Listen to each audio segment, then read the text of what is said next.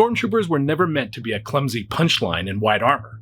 They were the Empire's iron fist, first elite shock troopers trained to enforce fear, order, and absolute control across the galaxy. They're faceless, relentless, and unmistakable, moving with the cold efficiency of a machine built for domination, a reminder that when an Imperial unit marched into a city, the Empire wasn't asking, it was taking. So when I saw the Home Depot Holiday Stormtrooper, I knew I had to strip away the goofy and bring back the menace, and rebuild this thing into something the Empire would be proud of. And I'm not just going to take this and elevate its paint or make some simple modification. No, we're going to build a full custom backpack for our Stormtrooper, as well as all the accessories to really bring this home. And I'm not the only one. My good friend Derek over at Van Oaks Props has been working on his very own upgraded Stormtrooper. And he and I teamed up for this little Imperial makeover mission. So after you watch this build, make sure you check the links to his video too, because trust me, you're not going to want to miss seeing what he's done.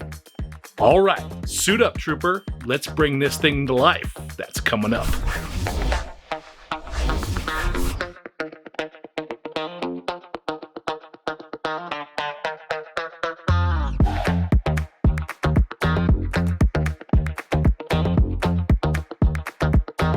So I'm trying to do this without, one of my big goals is not to go to the hardware store today. So I want to build this thing with what I've got in the shop. And I've got a couple of these back project boxes. We buy the boxes when we sell our kits. And I made a mistake on one of the orders and I bought these super deep boxes, thinking, I don't know what I'm going to use them. I'm going to use them today. So the backpack itself, I'm thinking that this can serve as the box. In the interest of keeping things simple and using what I have on hand, I'm going to go with some 3/4 inch PVC pipe and a variety of connecting joints. I tend to have a fair amount of this stuff hanging around the shop. It's easy material to work with, and I can also mock up the frame and attach it to the boxes quickly, and that helps keep the project moving forward.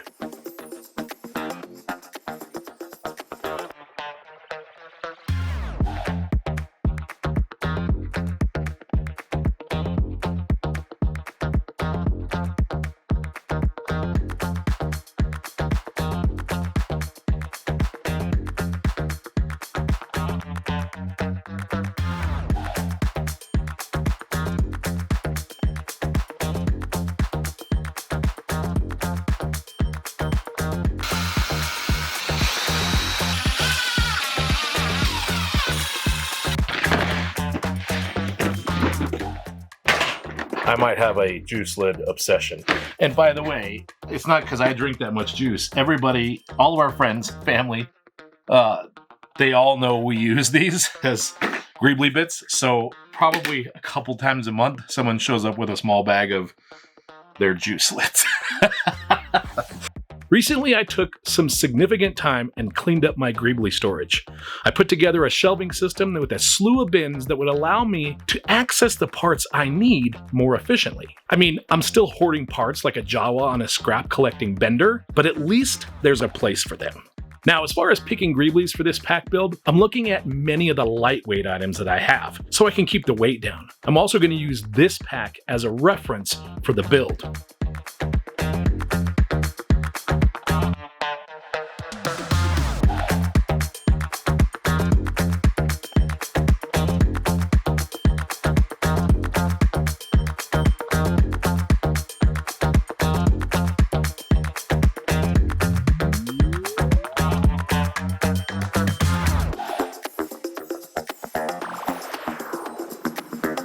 So in addition to the found items I have in my shop, I'm also going to use a few designs that I 3D printed on a new bit of tech we have in the shop. Hey Gears was kind enough to sponsor this video.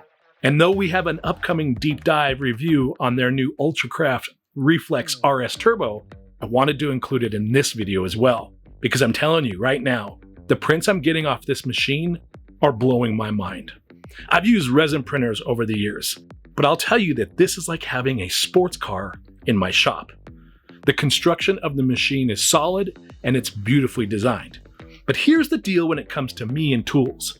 I'm not interested in becoming a technician for my tools, meaning tinkering with them to get them to produce the product that they were designed to do out of the gate.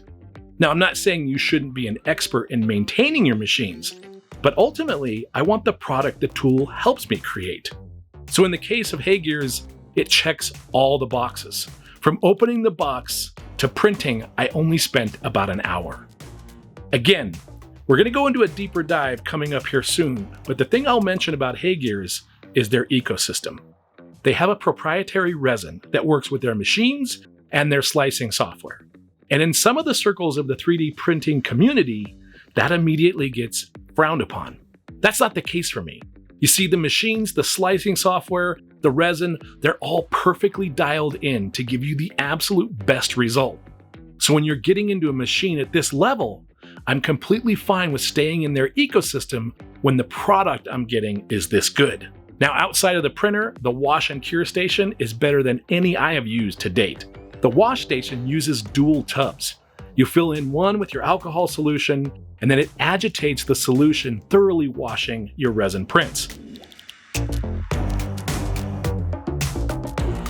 When you finish, you stack that tub on top of the empty tub, and the solution drains from the top into the lower tub, leaving you with just your clean, rinsed prints. There's a filter at the bottom as well that captures any loose bits. Okay, one more thing. Let me show you the support removal, and this was my genuine, honest feedback. Wow. Oh. That was easy. I have never been able to remove resin prints as easily as I can with this machine. Pulling them off the build plate was like butter, and the supports on the printers, they were always a challenge before. These peel off with nearly zero effort. This goes back to what I said about using a machine that is perfectly calibrated for the type of resin and your slicing software. It's never been more easy for me or better results.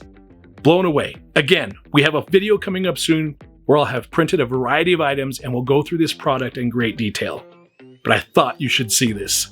A big thank you to HeyGears for sponsoring this video. We have all the links for their products and stuff in the description for you to check out. And now let's get back to the project. I had a pair of retro electrical boxes, and this is something I think you should definitely keep a few in stock. They're great for adding sci-fi detail, and it takes very little effort to dress them up.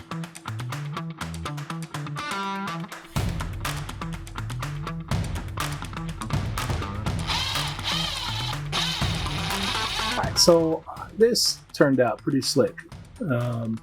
I used a couple of my 3D print models just to fill the space, and then I found some ink cartridges.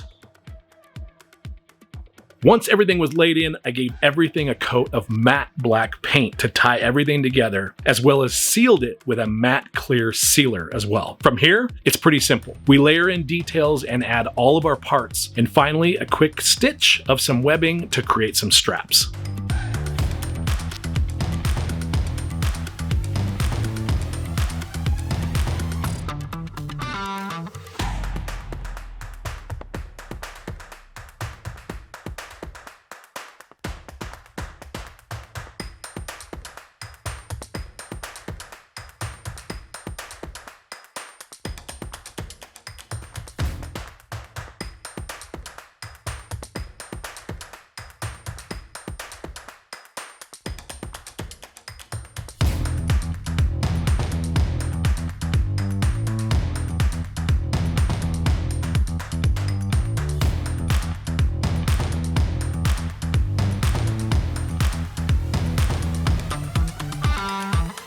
Apologies, I thought I was recording mounting this to the Trooper, and I wasn't. But it's basically just the straps that I put on. So I got a pair of straps on either side, and then it's mounted up there. Not looking too shabby.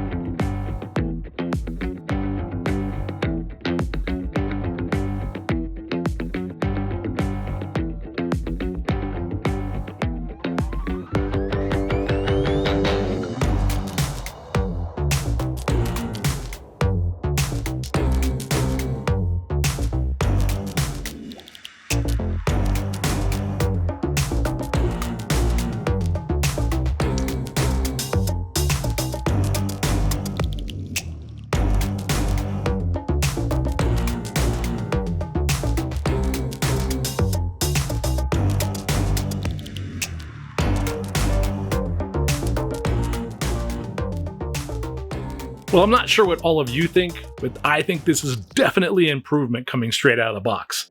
A little creativity, some random parts, and now I have a Stormtrooper fit for my room. And speaking of fit for a room, if you're in need of any products like control panel kits or any decor for your room build, come check out thesmugglersroom.com right now for the Black Friday sale. It's the biggest sale we've ever had on the site, from products, finished panels, and digital files. But it's not over, my friends. Remember, if you have not already, you need to follow this link right here and visit my good friend Derek at Van Oaks Props to give you even more awesome ideas for your Stormtrooper modification. And we'll see you the next time we build something out of nothing.